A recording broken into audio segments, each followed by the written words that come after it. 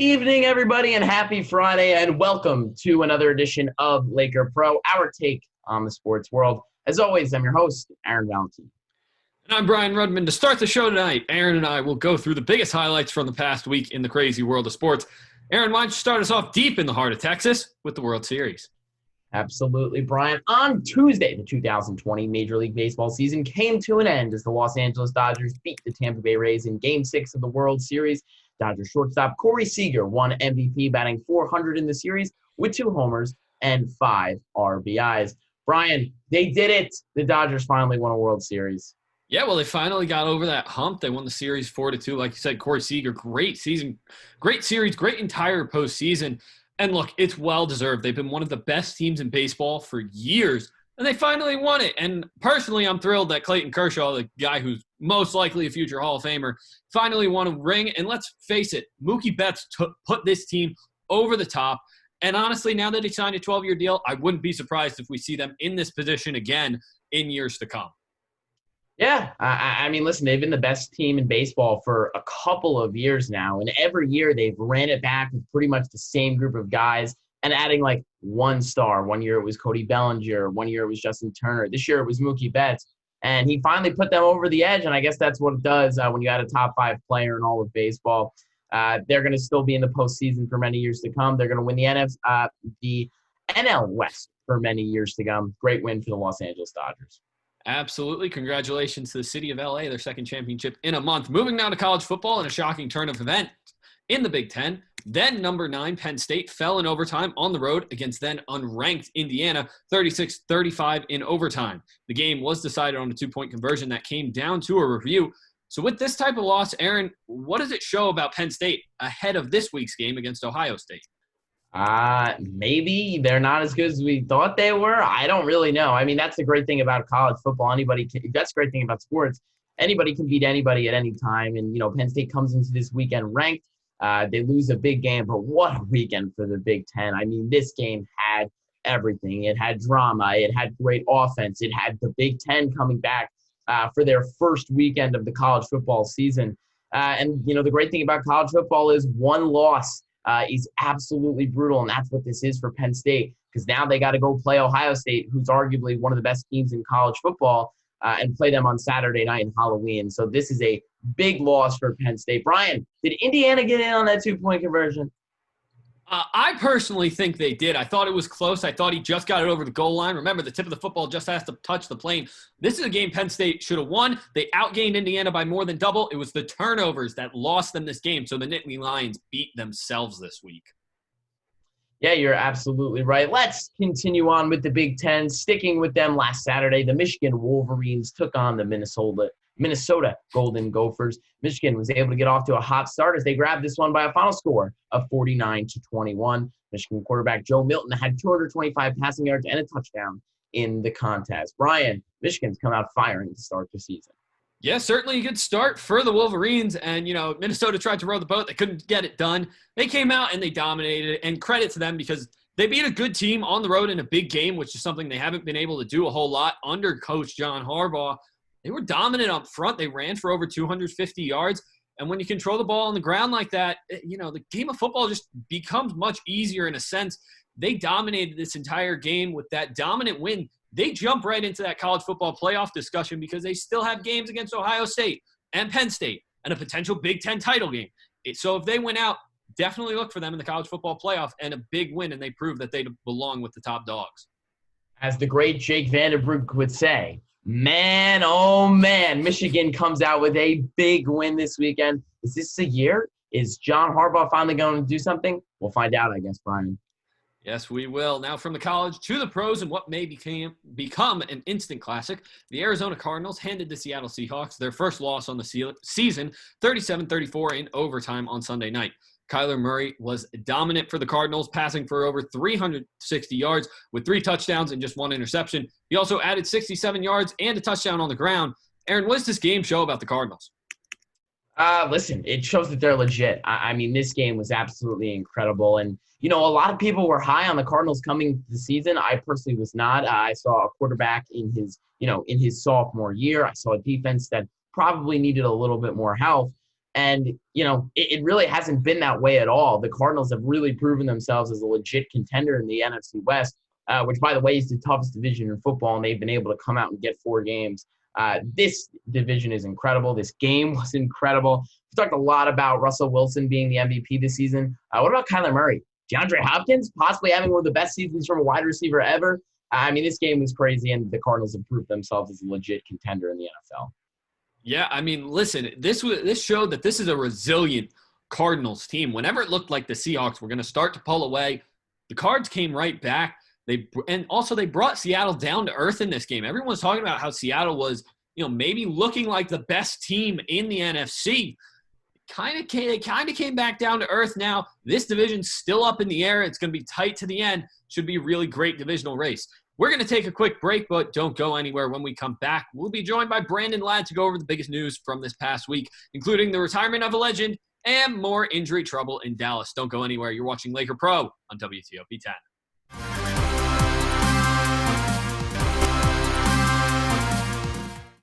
And welcome back to Laker Pro right here on WTOP 10. We're now joined by our very special guest, Brandon Ladd. Brandon, how are we feeling today? Doing good, guys. We have a lot to get into this week with our news topics. A shocking retirement out of UFC, a backup quarterback getting his bell rung, and a COVID incident that had the world shaking. Let's start. Going to the UFC, Khabib announced his retirement after his UFC win this past weekend. He defeated Justin Gaethje for his 29th career victory. He goes into retirement undefeated and undisputed lightweight champion of the world. Guys, what's his legacy? Khabib is an absolute legend. What else is there to say? 29-0 at this point is hard to do in any sport, so shout out to him for that. And to retire because of his father is really something special. And I don't know if we've necessarily seen the last from Khabib. Athletes do this all the time where they retire on top really early and then come back a couple years later. We saw Conor McGregor do it. So we'll see what happens, but an absolute legend for sure. Yeah, he retires as one of the greatest to ever do it, one of the greatest to ever step in the octagon in air. And I'd like to kind of counter your point. I think this may be the last we've seen of Khabib because, most of the reason that I think he's retiring is because his father passed away. He doesn't want to fight without his father there in his corner. So this fight against Justin Gaethje may be his last, but he'll go down as one of the greatest to ever do it. Moving on to a fun topic here from Dallas. Andy Dalton's second start as Cowboys quarterback resulted in a concussion after a massive collision with Washington linebacker Jon Bostic during the second half of Sunday's game. What do you make of this traumatic experience in Big D, Brian? Really you hate to see it because another really tough injury for a Dallas quarterback right now. Thankfully, the final result, it doesn't look like it's as bad as Dak's. It looked much worse than it is when we first saw it. Listen, that was just a dirty hit. I don't think we should be seeing Bostic on the football field anytime soon. But, really just a tough break for Dallas. Yeah, dirty hit. Another tough break for Dallas. I don't know if Ben DiNucci is exactly going to be the answer at quarterback they've been looking for. So we'll see what happens going forward for them. Moving on to the World Series here. After testing positive for COVID-19 during Game 6 of the World Series, Dodgers third baseman Justin Turner still decided to come back on the field for the post-game celebration. The Dodgers didn't care. Major League Baseball did. What do you think about this, Aaron? Come on, bro. Justin, my guy, my absolute homie, what are you doing? You know the protocols. This is a bad look for everyone involved, for Justin Turner, for the Dodgers, for MLB. The Dodgers wanted him out on the field. That's absolutely ridiculous. This is just, it's horrible. To think that everything we've learned so far throughout 2020 and this is what ends up happening is unbelievable. We just have to hope that everybody's okay. Yeah, it's a really irresponsible move on Justin Turner's part. I get it. It's one of the greatest moments of your life. You won the World Series. You want to be out there. This is just the way the world is right now. There weren't just your teammates and coaches out there. There were families. There were team officials, MLB officials, member of the media. You're putting so many people at risk. And honestly, it's just a really irresponsible and a little bit of a selfish move. That does it for news this week. Some very interesting developments off the field this week for sure. We are going to take a quick break, but don't go anywhere. When we come back, it's stats and picks of the week. You're watching Laker Pro on WTOP 10.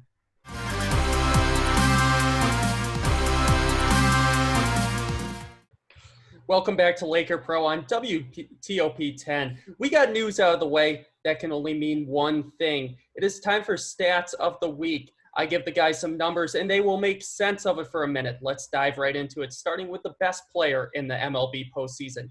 Tampa Bay was spoiled by the play of their left fielder, Randy Arozarena. He set the postseason record with 29 hits and 10 home runs this October. What do you make of Arozarena's month, Brian?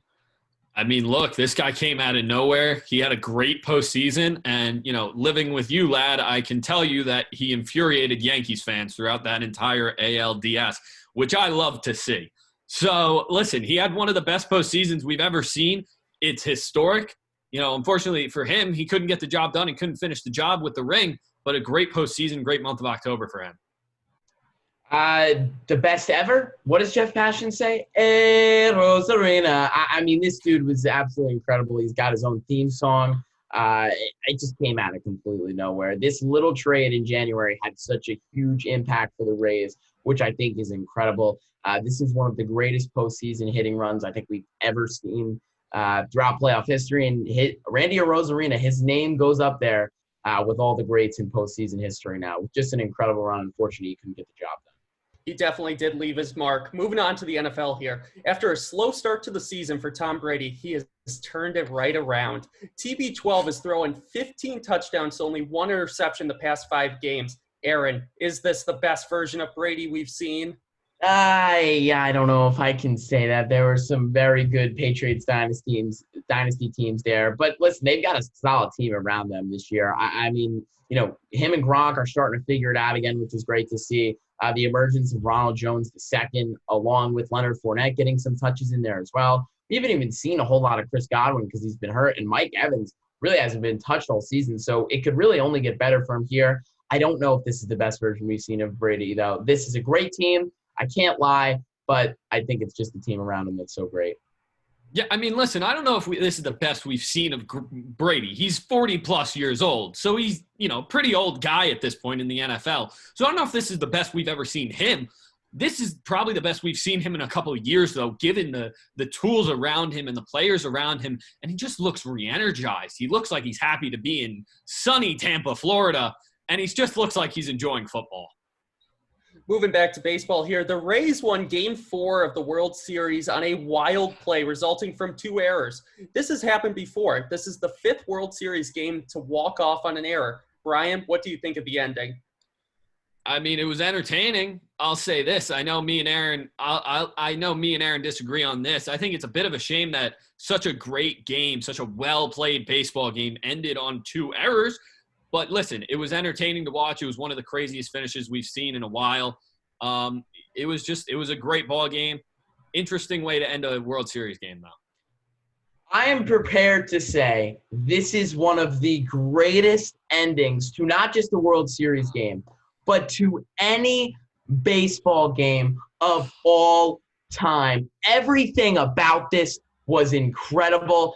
Between the errors on the play, between Arozarena falling down, coming down the third base line. I mean, holy cow. This is right up there with Game 6 of the 2011 World Series and up there with the Game 6 of the 86 World Series as well. This is one of the greatest games ever and one of the greatest endings ever.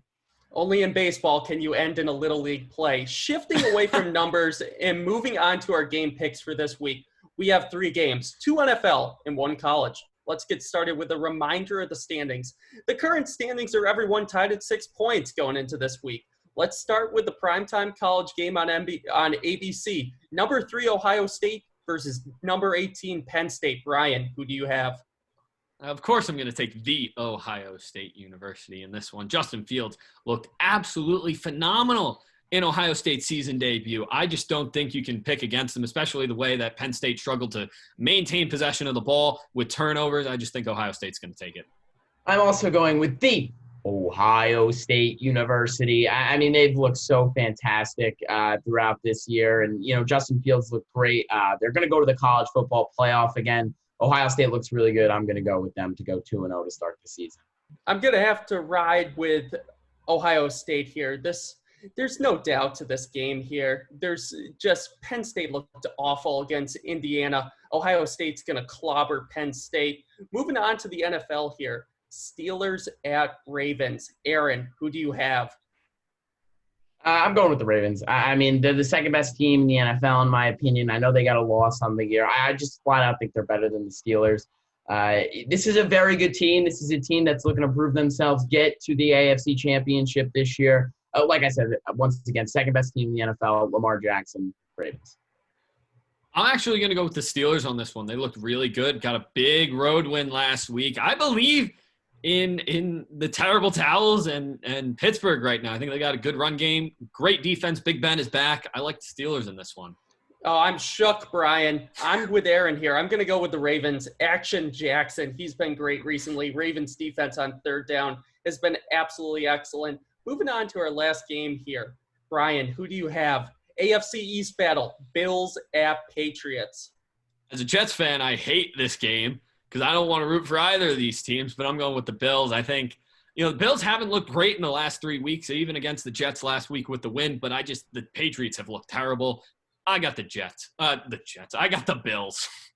I'm going to give the Bills one more week. If they lose this week, for me, they're no longer a legit contender, but I'm going to give them one more week this year against the Patriots. It's a divisional game. I think they're better than the Patriots. I still think they can win a lot of football games. What am I going to do here? I'm going to pick the underdog. I'm going to go with the Patriots. Sample size matters. Bills 4-35 in their last 39 matchups against the Patriots. I'm going with Bill Belichick and the Pats to get a big win. We're moved on here. We will see how we do with our picks this weekend. The battle for top dog is tight with only 3 more weeks to go. We are going to take a quick break. Don't go anywhere. Lakers Showdown is coming up next. Who will win this week? Stay tuned.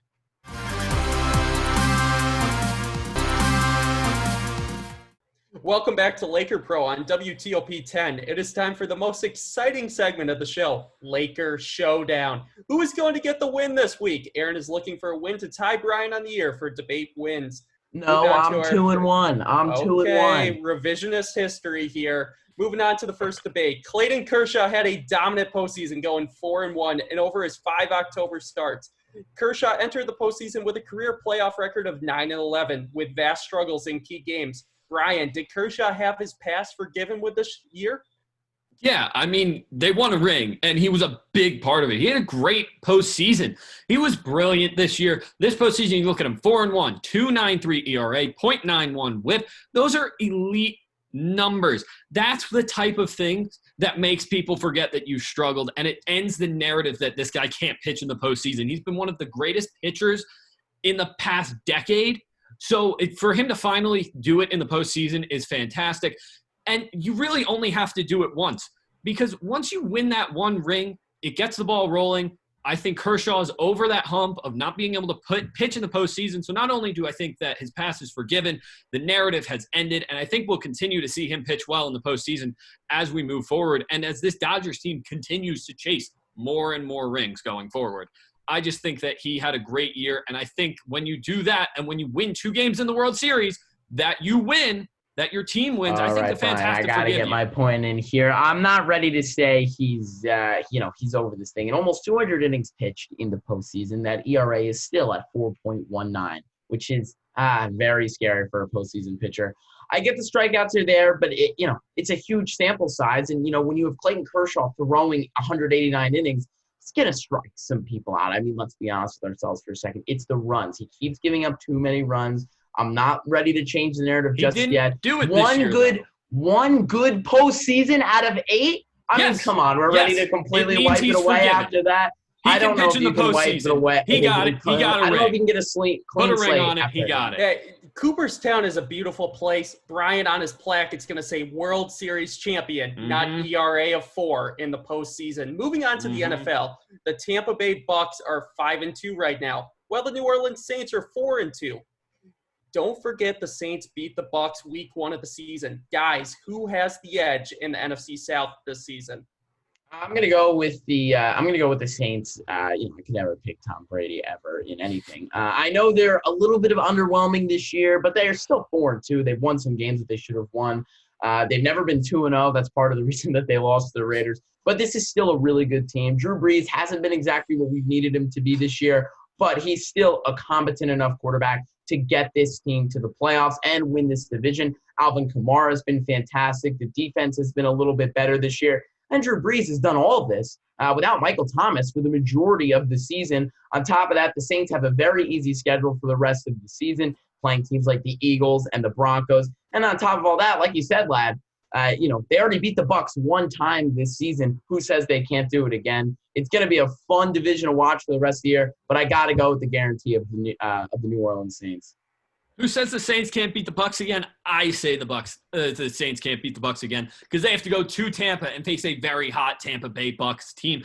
And you look at this Buccaneers team, not only are they a very good team now, Tom Brady's playing good football. They have Mike Evans. Rob Gronkowski's getting back into it. They have Chris Godwin. That next game against the Saints, when the Saints go to Tampa Bay, they're getting Antonio Brown. So this Buccaneers team is getting better. Their defense is getting better. They held a Packers offense that has been considered elite to just 10 points. This is a great team. Yeah, but the Saints, and you look at the Bucs, Saints have been Drew so Brees has been consistent underwhelming. that, you have Brady's to go the with better them. quarterback. The Bucs have I don't know about that. I don't know about that one. After what we've seen early. If you look at the numbers so far, Brady is the better quarterback. Point to Brian. Even Gronk's getting his game going. Moving on to the NCAA football here. Cincinnati is 4-0 and sits as 7th in the country for college football. There's a chance, if Cincy goes undefeated, that they could make the college football playoff, a feat that a non-Power 5 conference team has never done before. Should they be in if they're undefeated?